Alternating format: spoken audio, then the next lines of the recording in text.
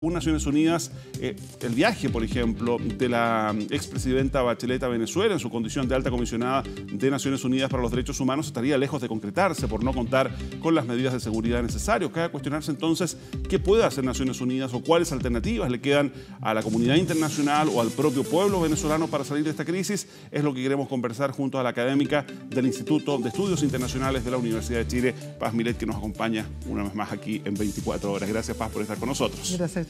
A ver, uno o dos presidentes. ¿Cuál es la situación hoy día en Venezuela? Es lo que muchos se preguntan, ¿no? Claro, ese es un tema que depende de dónde se mire, ¿no es cierto? Para buena parte de la comunidad internacional, el presidente legítimo es Guaidó y para el resto de la comunidad internacional es Nicolás Maduro.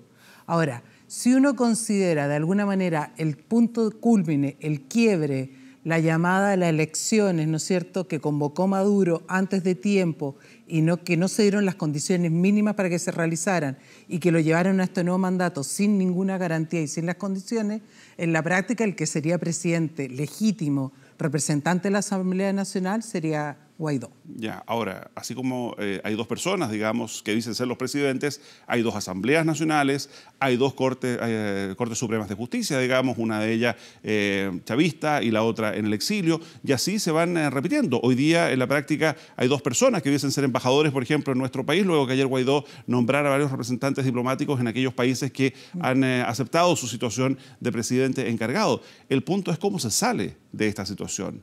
Bueno, ¿y quién es el encargado, digamos, de liderar todo aquello? Bueno, ahí yo creo que para conocer más bien cómo se va a ir avanzando hacia una solución de la crisis, yo creo que hay ciertos puntos a reconocer. El hecho de que ya Naciones Unidas diga que no están las condiciones de seguridad para que llegue Michelle Bachelet, habla de que de alguna manera se espera una escalada de tensión en los próximos días. Y la verdad es que uno ve que, y lo mismo que pasa ahora con la gente de TVN, ¿no? La reacción que hubo ayer contra Guaidó, ¿no es cierto?, anunciando una serie de medidas en su contra, y lo que ocurre de alguna manera hoy día contra el equipo de TVN es señal de que está se incrementando la tensión y la preocupación dentro del bloque oficial. ¿Hay una situación de descontrol? Hay una situación que ha aumentado de tensionamiento mucho mayor desde el anuncio de Estados Unidos respecto a sanciones a PDVSA. Esto no es solo... Los petróleos de Venezuela, recuerdo. Claro, los petróleos de Venezuela. Aquí hay un tema central. El tema no es solamente un grupo político que busque desarrollar una revolución, el que está actualmente en el poder en Venezuela, liderado por Nicolás Maduro, o con la cara de Nicolás Maduro. Aquí también hay interés económico, hay interés geopolítico en la zona, y de alguna manera la vinculación que da con los militares, ¿por qué se asegura el apoyo de los militares? Es porque se da una serie de beneficios a través de PDVSA. Lo mismo pasa con una serie de países con los que se está vinculado. Hoy Rusia ya dijo que espera en marzo el pago que le tiene que dar Venezuela. Entonces, ¿cómo Venezuela va a cumplir con los compromisos si Estados Unidos ha puesto sanciones directas a PDVSA? Porque no olvidemos que antes las sanciones de Estados Unidos iban indirectamente, ¿no es cierto?, a ciertos recursos ligados con el régimen. Pero no iba directamente a la principal fuente de ingresos de Venezuela. Sí, es bueno recordar, perdón, que bueno, Venezuela, país petrolero, pese a todas las dificultades que está enfrentando, sigue exportando parte de su petróleo y el 40% de esas exportaciones van justamente a Estados Unidos, aun cuando hay quienes ponen allí un signo de interrogación de cómo, digamos, a partir de la declaración de Maduro de romper relaciones diplomáticas y políticas con Estados Unidos, se va a mantener esa relación. Y ahora vemos cómo Estados Unidos le congela los pagos y dice que va a hacer lo necesario para que, en caso de que haya que entregar algún dinero, eso vaya hacia la actual oposición a Maduro. Claro, entonces esa decisión del gobierno de Estados Unidos de alguna manera significó un cambio en el escenario. El aumento de la preocupación del régimen, que buena parte de su sustento está en este origen económico, pero también del establecimiento de ciertas redes de influencia y de vinculación en el ámbito interno con el mundo militar y en el ámbito externo, ¿no es cierto?, con una serie de países que se han manifestado a favor de Maduro. Ahora, ¿es esto, tal como lo ha planteado Rusia, tal como lo han planteado aquellos países que respaldan al régimen de Nicolás Maduro, un intento de golpe de Estado liderado por Estados Unidos? Yo creo que todo depende del concepto que uno tenga de lo que existía en Venezuela o lo que existe en Venezuela. Si uno siente que es un gobierno democrático, se lo evalúa como un gobierno democrático o es una dictadura. de alguna manera, todo el movimiento chavista, todo este proceso revolucionario se dio con un respaldo en las urnas. Hasta el momento, ¿no es cierto?, que la oposición gana la Asamblea Nacional el 2015 y después empiezan a desarrollarse una serie de hechos para desapegar a la oposición del poder y concentrar el poder en torno al chavismo. Se genera la Asamblea Constituyente, que en la práctica usurpa poderes de la Asamblea Nacional, el legislativo, ¿no es cierto?, democráticamente elegido, y se desarrollan estas elecciones que llevaron a Maduro nuevamente al poder sin las condiciones adecuadas. Perdón, ese es el punto de quiebre de 2015, cuando Maduro desconoce la designación popular, en definitiva, a través de la Asamblea, y designa esta constituyente. Me parece que sí, ahí es un punto de quiebre que se va hacia una concentración del poder y hacia la conformación en la práctica de una dictadura. Perdón, pero y desde el derecho internacional, ¿es correcto considerar, en lo académico, digamos, a Nicolás Maduro hoy día como un usurpador, tal como lo plantea Guaidó? Si uno lo plantea de esa perspectiva, en ese derrotero que yo estoy diciendo, sí, porque él está asumiendo, ¿no es cierto?, funciones, de alguna manera, si uno cuestiona las elecciones, el marco que se hicieron, en esta última designación, en esta última elección, no estaría con las condiciones básicas para ejercer la presidencia de Venezuela. En ese sentido, no se habría hecho un golpe militar, un golpe en su contra, no militar, un golpe en su contra, porque en la práctica lo que se buscaría es restituir una situación que se hubiera violentado por el propio Maduro. Entonces, es ahí donde hay discrepancia entre la comunidad internacional. Hay otros que dicen que no, que hay una acción de una oposición que ha estado permanentemente fragmentada, que no se presentó a elecciones y Maduro está totalmente validado. Eso es lo que apoya un punto de Rusia, China, Turquía, que dicen que él es el legítimo presidente y lo que se habría desarrollado es un golpe en su contra. Ahora, ¿qué puede hacer la comunidad internacional a través de Naciones Unidas? Ya vimos el día sábado cómo se reunía el Consejo de Seguridad y terminó siendo un diálogo de sordos, digamos. Unos decían blanco, otros decían negro. Estaba evidentemente el bloque liderado por Estados Unidos, pero también estaba allí Rusia y estaba China. ¿Qué se puede hacer desde ese punto de vista? Lo que pasa es que desde mi punto de vista la salida de Naciones Unidas no es viable. No es viable porque los países que han manifestado apoyo a uno u otro se han bloqueado en el Consejo de Seguridad, como tú dices, el sábado pasado. Entonces, ahí hay señales muy importantes que hay que ver de cuánto puede influir la comunidad internacional. Primero, ¿qué va a pasar con Europa pasados los 8 días que le dio al gobierno venezolano para llamar a elecciones? ¿Cierto? Venezuela responde de que ellos no tienen ninguna potestad para exigir aquello. Claro. O sea, el gobierno venezolano, digamos, el gobierno de Maduro. Claro, pero ¿qué va a pasar, no es cierto? ¿Cómo se va a manifestar Europa? ¿Va a aplicar las mismas sanciones que Estados Unidos? ¿Cómo va a actuar? Bueno, por de pronto, perdón, recordar que el viernes pasado el Banco de Inglaterra, que también tiene parte de los recursos venezolanos, bloqueó la entrega de cerca de 1.200 millones en oro. Claro, pero además de Inglaterra hay otros países que son fundamentales en el escenario que se pueda plantear. Por ejemplo, Alemania, otros países que son muy potentes en la Unión Europea. Ya Inglaterra dio esa señal que fue bastante clara, pero se ve que puede haber un escalamiento a nivel de las sanciones. El otro tema es cómo van a actuar otros actores. Ya se vio, el Papa cuando estuvo en el Encuentro de la Juventud en Panamá, se habla de que ya tuvo ciertos diálogos con sectores venezolanos y que se estaría ofreciendo para mediar. Aun cuando él públicamente, recordemos, cuando ya vuela de regreso de Panamá al Vaticano, dice que él no puede referirse, digamos, si respalda a uno u otro sector, digamos, que confía en que aquí no haya víctimas, en definitiva. Claro, pero sí, eso de alguna manera, cuando dice que no apoya a uno u otro sector, está diciendo, como yo no apoyo a uno u otro, puedo ser mediador. Muy diplomático, digamos, muy en diplomáticamente. el Vaticano. Ahora, cuando desde incluso sectores chilenos, digamos, que siguen respaldando a Maduro, aquí hablan de que hay una injerencia de un Estado en otro. ¿Hay razón en aquello, en ese argumento? O sea, lo que pasa es que de alguna manera el rol que está jugando en Estados Unidos, hay una señal clara de que está, desde el punto de vista político y económico, influyendo en el accionar en Venezuela. No olvidemos que Maduro le dice cortemos relaciones diplomáticas y de poco tiempo se desdice, porque después habla de oficinas de intereses, después habla... Entonces, en la práctica, eso es claro que hay una influencia real de Estados Unidos en la política interna venezolana, cuando Nicolás Maduro no tiene capacidad para hacer cumplir que se retire la embajada de Estados Unidos en Venezuela, y que tiene capacidad de injerencia desde el punto de vista económico y político de Estados Unidos. Por eso es importante que todo el accionar que desarrollen los países sea, por ejemplo, a través de instancias concertadas como el Grupo de Lima, para que no aparezcan como siguiendo la guía de Estados Unidos y específicamente de Donald Trump. Bueno, ahí se entiende la reacción de Chile y de otros países del Grupo de Lima, excepto México. Digamos, ¿México también podría transformarse en un mediador con la posición que ha tomado? México lo ha planteado, pero en un escenario de trabajar en conjunto con Uruguay, como países que plantean la idea de no intervención en la política interna de los países.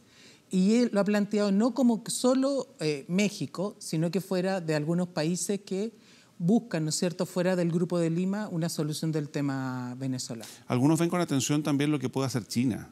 China no se ha planteado abiertamente, digamos, partidario de Maduro ni tampoco de Guaidó. ¿Qué puede pasar ahí con China, que también tiene intereses importantes en lo económico, ¿no?, en Venezuela? Bueno, China tiene intereses muy importantes y de alguna manera China ya el año pasado, el 2017, en realidad hace 2 años, Xi Jinping ya fue muy claro cuando en el Congreso del Partido Comunista dijo China quiere jugar ahora un rol central, un liderazgo a nivel internacional.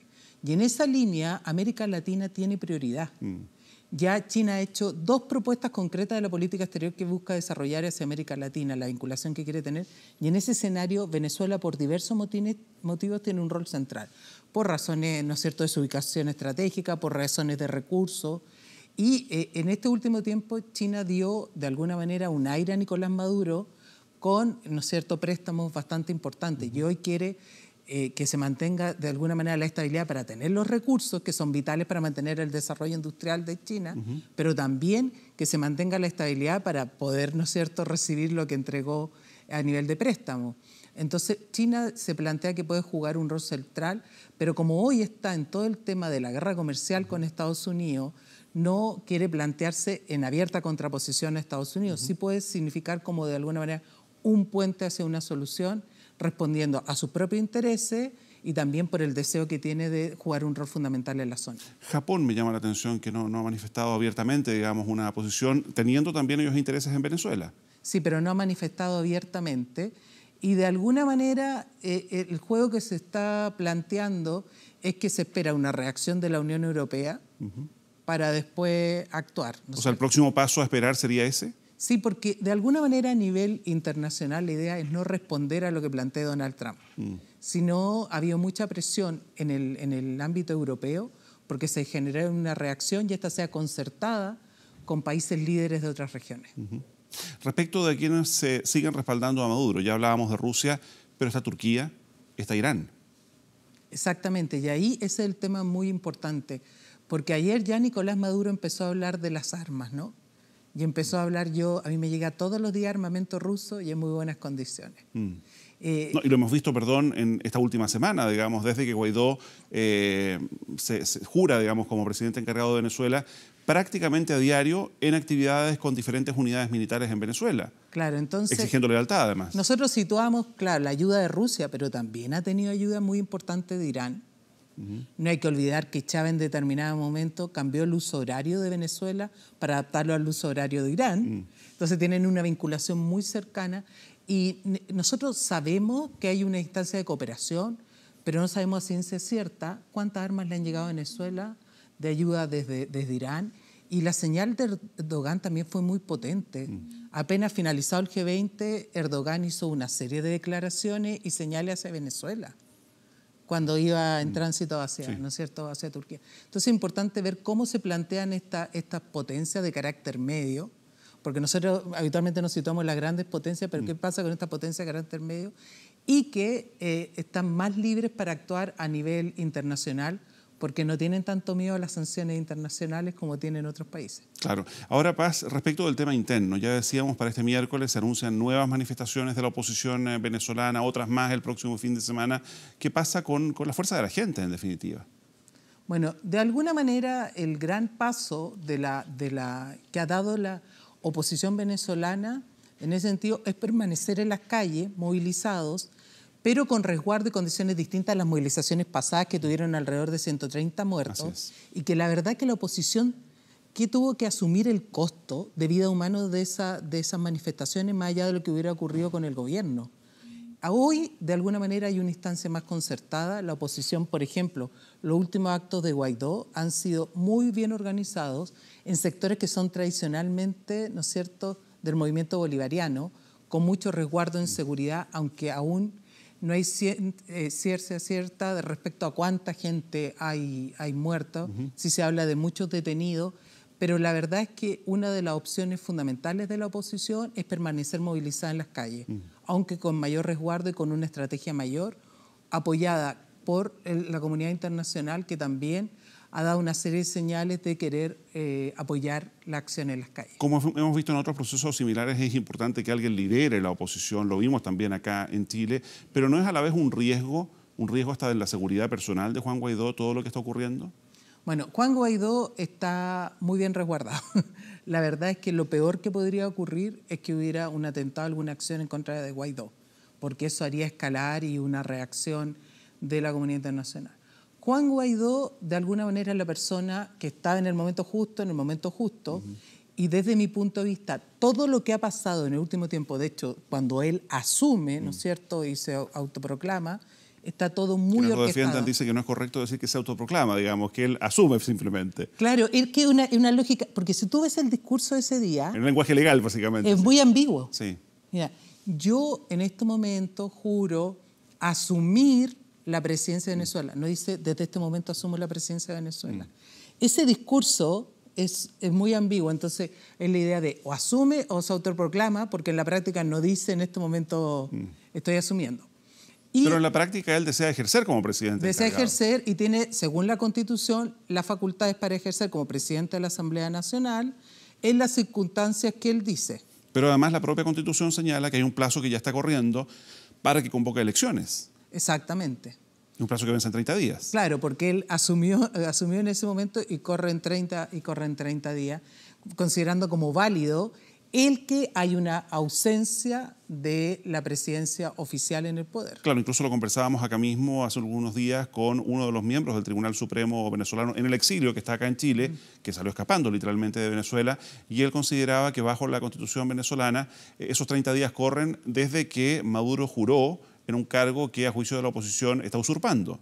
O sea, le quedan como 15 días prácticamente. Claro, hay dos visiones. Uno que corre desde que Maduro asumió, o que desde Juan Guaidó hace este juramento. Entonces, como está, pero en la práctica, si uno ve, hay un diseño real detrás. En la misma noche en que Nicolás Maduro jura, en prensa la oposición decía, aquí se puede argumentar este artículo de la Constitución.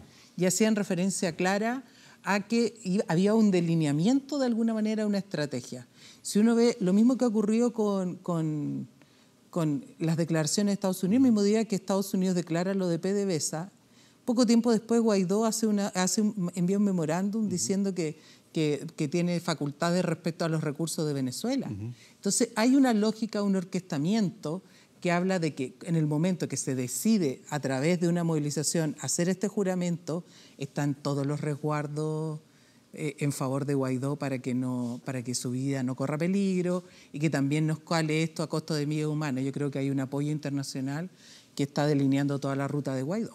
Paz, a partir de lo que ha ocurrido con nuestros compañeros de TVN, detenidos o retenidos, como dicen las autoridades venezolanas desde anoche, una situación que está en desarrollo, son acá las 11 de la mañana, el momento que estamos haciendo esta entrevista, y ellos permanecen en esa situación, está la Cancillería trabajando en aquello, pero es importante, yo creo que en esta situación hablar de la relevancia de la libertad y particularmente de la libertad de prensa, de la libertad de expresión. Hemos visto lo que han sufrido varios colegas venezolanos, incluso algunos de ellos a riesgo de sus vidas, digamos, por tratar de informar objetivamente lo que está ocurriendo en el país. ¿Cuán relevante es que eso se mantenga justamente? Es fundamental y de hecho uno ve que ya desde hace algún tiempo había un accionar específico del gobierno de Nicolás Maduro en contra de la libertad de prensa. Y esto se ha expresado, ¿no es cierto?, en perseguir a la prensa, limitar las señales con las que puede circular medios como televisión y radio. Incluida nuestra señal, 24 horas emitida hasta hace un par de días en Venezuela y fue bloqueada. Claro, entonces incluso lo de Televisión Nacional.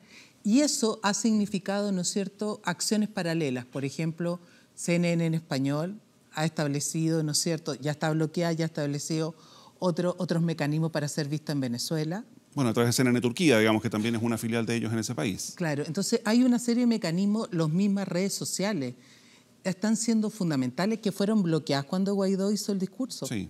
Entonces, son fundamentales, uno, para mantener al pueblo informado. Otro, para, de alguna manera, garantizar que tenga expresión tanto el sentimiento de la población como de la oposición frente a una concentración de los medios de comunicación. Entonces, uno de los objetivos fundamentales es cuando empiezan a incrementarse los problemas para un gobierno, es atentar contra la libertad de prensa, porque saben que ese es un mecanismo central en mantener a la población desinformada para, ¿no es cierto?, que no escalen las tensiones, que no escalen los conflictos y de alguna manera para tener resguardo de permanecer en el poder.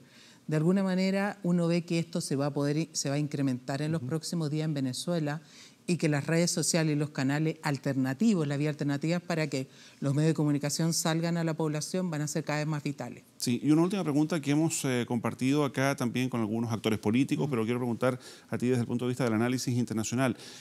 Nicolás Maduro varias veces se ha comparado y se sigue comparando con Salvador Allende. ¿Es una situación comparable? No. ¿Por qué? Bueno, cuando Salvador Allende, ¿no es cierto?, el 11 de septiembre de 1973, estaba haciendo ejercicio de un mandato para el que había sido, ¿no es cierto?, democráticamente elegido a través de elecciones. Nicolás Maduro hoy está enfrentando un escenario que es generado después que él convoca unas elecciones, que incluso adelantó, y que actuó en contra de la oposición para que varios de los principales líderes de la oposición no pudieran participar, ¿no es cierto? Y que además no participó la oposición. Entonces, que no permitió ningún tipo de observación electoral, que no dio las garantías básicas. Entonces, desde ese punto de vista, para mí no son comparables las situaciones. Muy bien, pues Paz Milet, muchísimas gracias una vez más por acompañarnos. Probablemente vamos a seguir requiriendo de tu ayuda. Muy amable. Muy bien. Muy bien, ya a esta hora revisamos también, a propósito de lo que ha ocurrido con nuestros compañeros, una declaración que entrega la Asociación de Radiodifusores de Chile junto a la Asociación Nacional de la Prensa y la Asociación Nacional de Televisión, Anatel, donde se señala que la Federación de Medios de Comunicación de Chile rechaza tajantemente la detención de un equipo de Televisión Nacional de Chile ayer en Venezuela como un serio atentado a la libertad de expresión. Rodrigo Pérez, periodista, y Gonzalo Barahona, camarógrafo de TVN de Chile, junto con los periodistas venezolanos Walker Iriarte y Ana Rodríguez, fueron retenidos desde las 10 de la noche de ayer a las cercanías del Palacio de Miraflores en Caracas, mientras reporteaban una concentración de simpatizantes del presidente Maduro. Se trata de un hecho más de violación a la libertad del régimen venezolano que repudiamos con toda nuestra fuerza, así como la eliminación de la señal del canal chileno 24 horas de los cable operadores la semana pasada por orden de la Comisión Nacional de Telecomunicaciones de Venezuela, CONATEL. Como Federación de Medios de Comunicación Social de Chile, nos sumamos a la condena internacional contra el permanente hostigamiento a periodistas y representantes de la prensa, radio y televisión que solo cumplen su labor para garantizar el derecho a la información como lo requiere toda democracia sana. Es el comunicado de la Federación de Medios de Comunicación Social de Chile, que integran Archi, Anatel y la Asociación Nacional de la Prensa. Con esto nos vamos a una breve pausa, ya regresamos con más aquí en La Mañana Informativa.